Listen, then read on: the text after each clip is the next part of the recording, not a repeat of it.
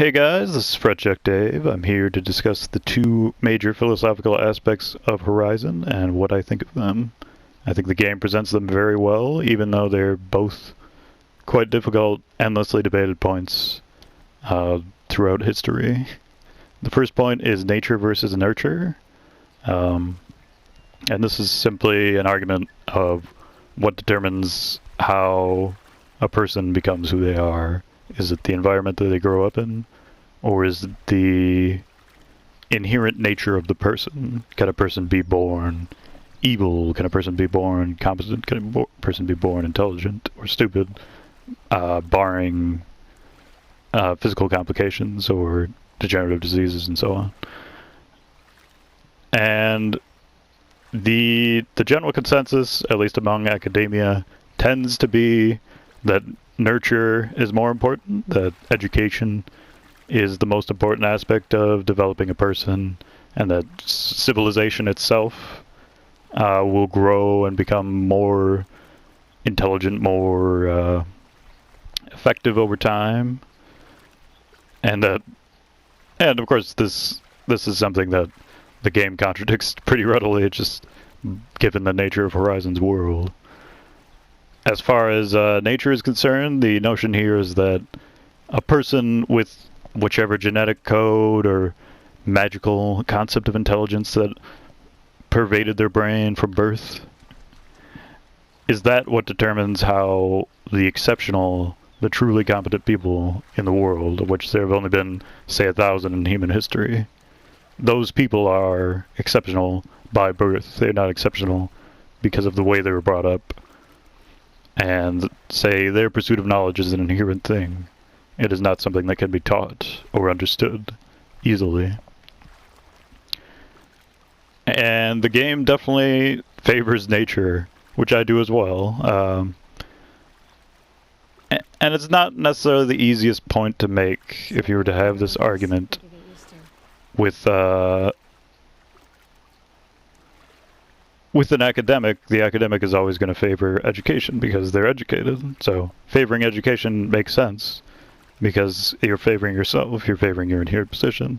There's also the American notion of the American dream, American, that anyone can be successful as long as they work hard enough.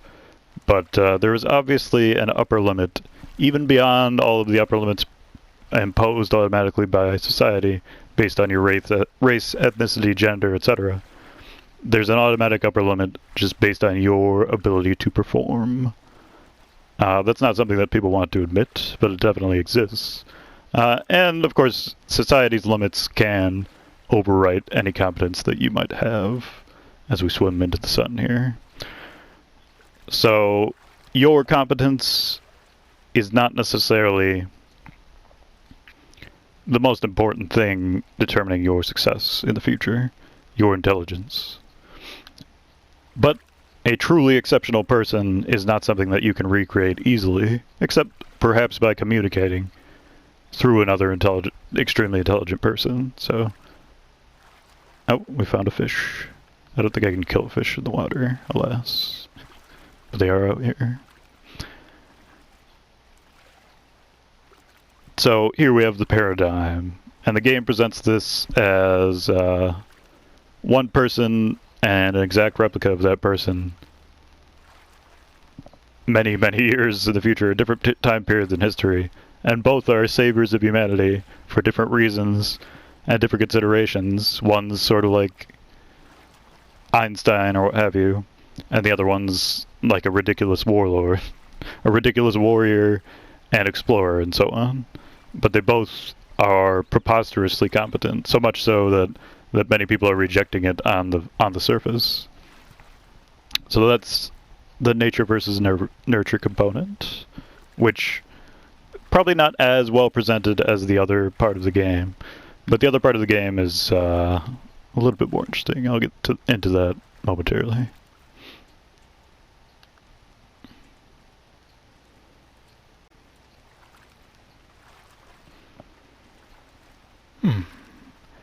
Hey guys, I'm back. Still in the same spot here. This is take number 1, so if I teleport to some other spot, you'll know that I failed miserably at discussing this. It took about 4 tries to get a decent take on the first one. So, the second philosophical argument presented by the game is the creation and destruction cycle. And this is an argument for the existence of God or the lack of existence of God. What is God? What is religion? What is the purpose of both? Can a machine be religious? Which is a really interesting one. Obviously, the game thinks a machine can be religious. And what is the highest form of creation? Is it simply what was first, or is it what was most advanced?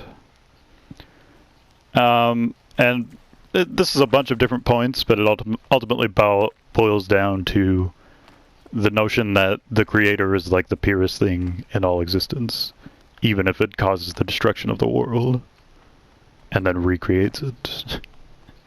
So, this point is presented in a very, very complicated fashion, because the point is too complicated to express simply, which means it's going to be very hard to just understand.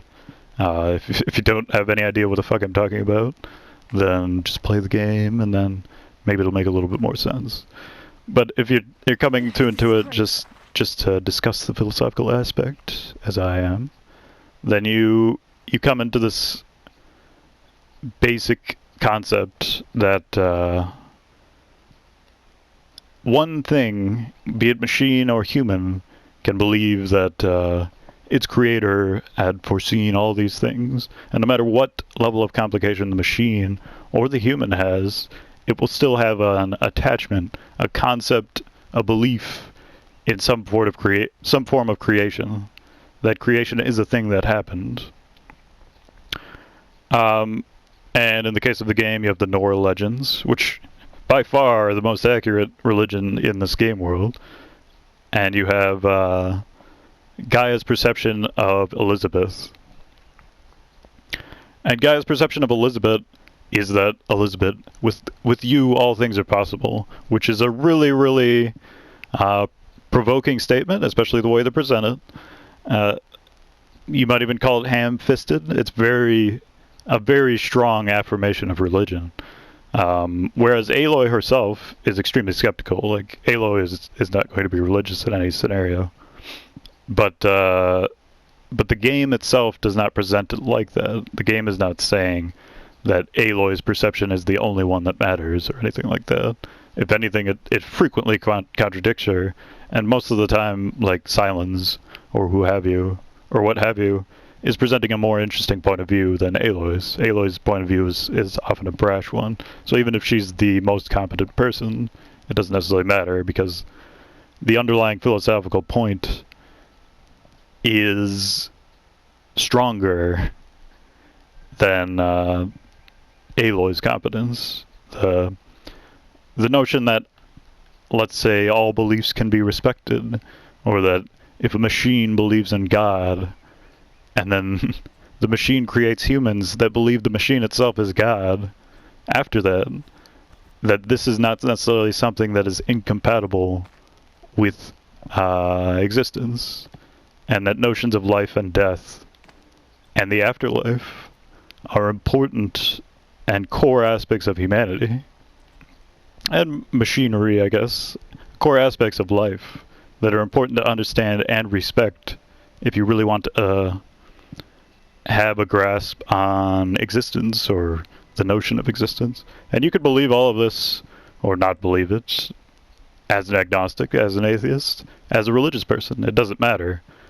The point is, as the sun sets, that religion is something that exists and is an important, vital aspect of life, no matter what form of life is taken.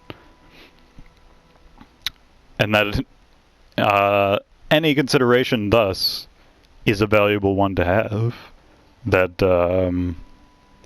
you, as an intelligent, thinking being, you should not think only about yourself. You should think about others and the future, and especially what can you do to create a world where in the future they look back and they say, oh hey, my ancestors weren't fucking morons. They didn't blow up the planet, for instance. They didn't create machines that destroyed everything. The result is indeterminate. So we don't actually know what will happen. And we don't know which force will be prevalent in the future. And perhaps the cycle of creation and destruction will continue. But one must accept that any thought on religion, any philosophical discussion on religion or creation or life, is something that needs to be considered and understood. So, there you go. That's number 2. That was the first take. Hooray. Hopefully it didn't go over 15 minutes.